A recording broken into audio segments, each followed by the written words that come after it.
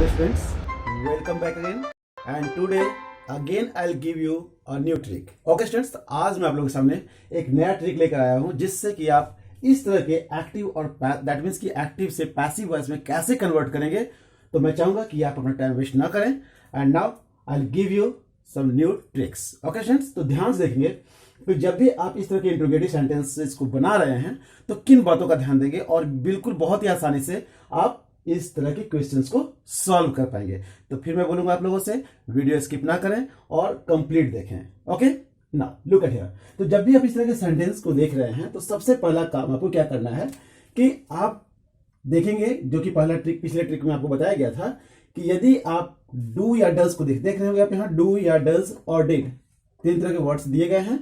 तो मैंने आपको बताया था पहले भी कि जब भी डू या डज आप देखें तो उसके लिए आप इज, एम या आर यूज करेंगे. ओके, लेकिन जैसे ही आप डिड देखेंगे, ओके, जैसा कि आप यहां देख रहे होंगे फर्स्ट सेंटेंस में डिड यूज किया गया है, तो जैसे ही डिड देखेंगे आप वॉज या वर यूज करेंगे. ओके स्टूडेंट्स, तो मैं चाहूंगा कि आप इन दो पॉइंट्स को बिल्कुल ध्यान में रखेंगे और कैसे कितनी आसानी से आप इस तरह के क्वेश्चन को सॉल्व करते हैं.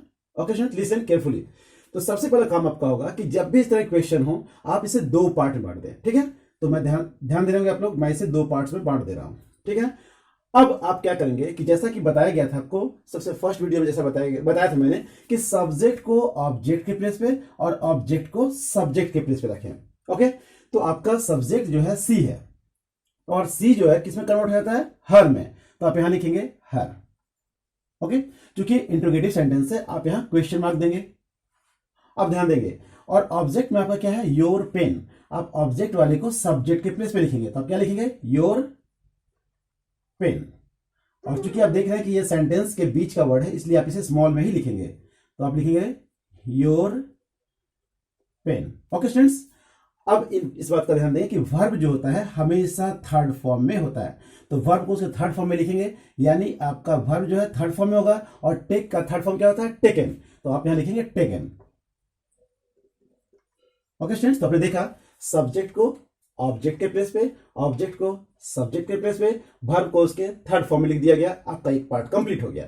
अब ध्यान देंगे आप, मैंने कहा था कि डिड जब भी हो तो क्या यूज करेंगे, वाज या वर. और ये डिपेंड किस पे करता है कि आपका सब्जेक्ट जो है बन रहा है पैसिव वॉइस में, वो कौन है, योर पेन. योर पेन क्या है, सिंगुलर है, तो सिंगुलर के लिए आप क्या यूज करेंगे, वाज यूज करेंगे. तो आप क्या लिखते हैं यहां पर, ध्यान देंगे यहां पर, अब आप डिड की जगह पर वाज लिखेंगे. ओके स्टूडेंट्स, तो वाज क्यों लिखा आपने, योर पेन के लिए. योर पेन क्या है, सिंगुलर है. अब ध्यान देंगे, जैसे ही डब्ल्यूएच वर्ड जो भी दिखाई दे रहा है आप उसे नोट कर देंगे और आपका सेंटेंस जो है कंप्लीट पैसिव वॉइस में. और साथ ही साथ ध्यान देंगे कि आप जब भी सब्जेक्ट जो ऑब्जेक्ट के प्लेस में लिख रहे हैं तो उसके पहले आप बाय देंगे, तो आपका इस तरह से पैसिव वॉइस कंप्लीट हो गया. आपने देखा कि कितनी आसानी से आपने इस तरह की क्वेश्चन को सॉल्व कर लिया. सेम उसी प्रोसेस को यूज यहां करेंगे. आप सब्जेक्ट को ऑब्जेक्ट के प्लेस पे, ऑब्जेक्ट को सब्जेक्ट के प्लेस पे रखेंगे. ठीक है, तो ही का क्या होगा, हिम हो जाएगा. आप यहां लिखेंगे हिम. ओके, और इस बात का ध्यान देंगे जब भी लिखे सब्जेक्ट को ऑब्जेक्ट के प्लेस पे, बाई को ध्यान में रखेंगे आप. ओके, और इंट्रोगेटिव सेंटेंस इसलिए क्वेश्चन मार्क डालेंगे और ऑब्जेक्ट को सब्जेक्ट के प्लेस पे रखेंगे, यानी यू.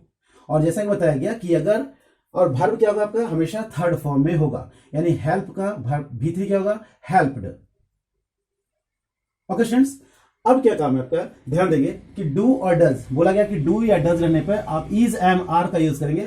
तो ध्यान देंगे आपका यू है यहां पर, तो यू के लिए आप क्या यूज करेंगे, इसमें से आर. तो आप क्या लिखेंगे यहां पर, आर. ओके स्टूडेंट्स, अब नेक्स्ट जो आप ध्यान देंगे कि मैंने कहा कि जब डब्ल्यूएच वर्ड में जो भी वर्ड देख रहे हैं आप उसे नोट कर दें, जैसा लिखा हुआ है बिल्कुल उसी तरह से उसे आप नोट कर देंगे. आपका ये सेंटेंस कंप्लीट हो गया.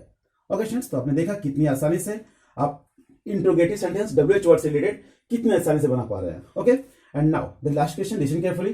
फिर वही काम करेंगे आप, सब्जेक्ट को ऑब्जेक्ट के प्लेस पे, ऑब्जेक्ट को सब्जेक्ट के प्लेस पे रखेंगे. ठीक है, तो यू के लिए क्या लिखेंगे आप, बाई के साथ आप यू यूज करेंगे और यहां क्वेश्चन मार्क देंगे. ओके, इंग्लिश आप फर्स्ट पे लिखेंगे, यानी जो ऑब्जेक्ट है उसे फर्स्ट प्लेस पे लिखेंगे यहां पर, यानी इंग्लिश. और इस बात का विषय ध्यान देंगे कि स्पीक का थर्ड फॉर्म, दैट मीन्स कि स्पीक को उसके V3 में लिखेंगे, यानी स्पीक का थर्ड फॉर्म क्या होता है, स्पोकन. तो आप यहां लिखेंगे स्पोकन. ओके, अब आपका अब ध्यान देंगे कि डू, जैसा कि बोला गया कि डू या डज रहने पे इज, एम या आर यूज करेंगे। तो आप देख रहे हैं इंग्लिश है, और इंग्लिश के लिए हम क्या यूज करेंगे, इज यूज करेंगे, क्योंकि किसी सब्जेक्ट का नाम है तो आप इसके लिए इज लिखेंगे यहाँ पर। ओके, और हाउ जैसा कि दिख रहा है आपको, बिल्कुल आप नोट कर देंगे। ओके स्टूडेंट्स, तो आपने देखा कि किस तरह से बिल्कुल आसानी से आप एक्टिव वॉइस से पैसिव वॉइस में कन्वर्ट करना सीख गए।